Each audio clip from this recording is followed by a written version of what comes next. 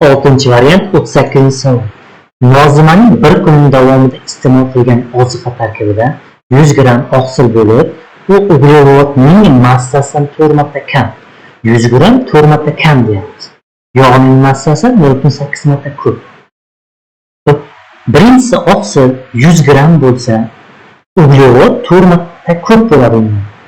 Oqsil kam bo'lgandan keyin uglevod ko'p bo'ladi. 4 ko'paytirsak 400 gram bo'ladi. Yog' 100 gram parchalanadi. 100 gramdan 0.8 marta ko'p degan bo'lsa 125 gram yog' bo'ladi. Demak bu 4.1 1 gramdan parchalanishda hosil bo'lgan energiya hisoblanadi.